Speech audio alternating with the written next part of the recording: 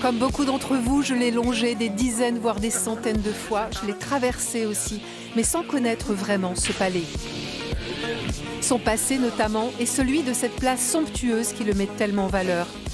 Alors j'ai demandé à un guide touristique, forcément incollable sur la question.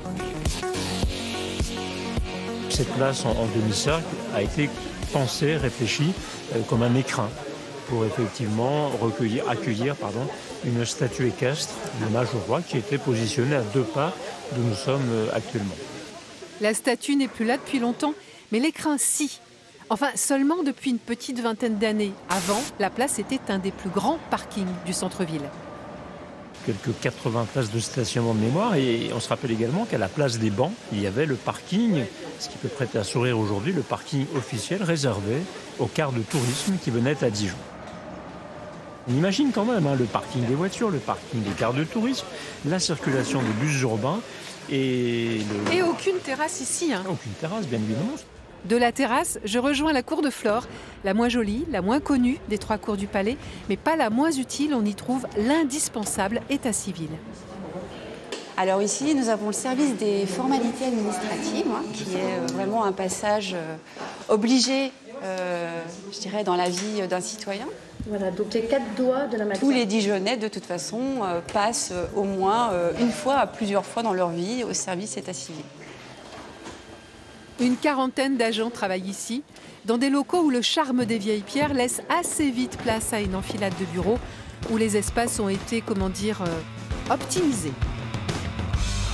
Alors ici, nous sommes donc au service des élections.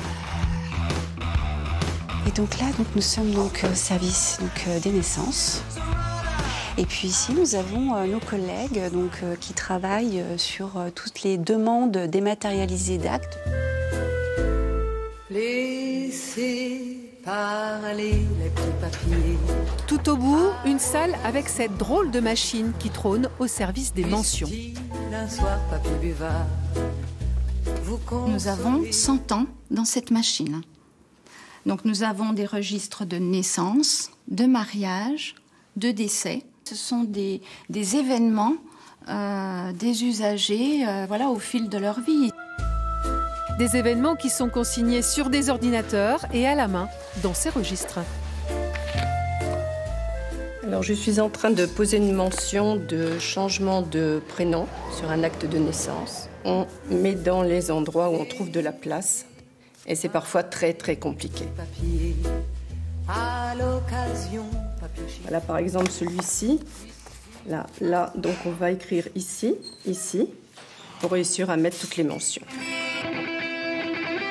Dernier bureau de l'état civil, celui des événements heureux. Je vais vous demander le nom de la personne à qui vous allez vous marier. Cette Dijonnaise est venue retirer son dossier. Elle a prévu de se marier fin décembre dans l'enceinte du palais, un décor de rêve. Je trouve que c'est chaleureux, à chaque fois que je passe devant la mairie, je trouve que c'est magnifique. Donc oui, pour moi c'est important, pour les photos, la famille. Il est beau, hein. Voici le pôle de la valorisation du patrimoine, à 1 kilomètre à vol d'oiseau du Palais des Ducs.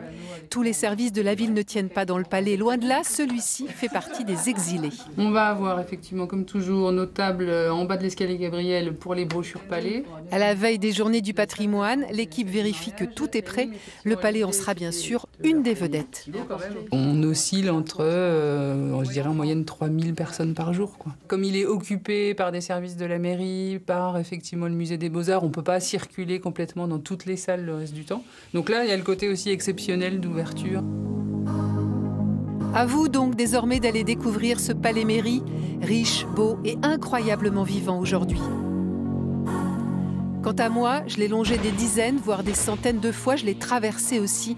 Et depuis cette visite au cœur de ses services désormais, je le connais un peu mieux.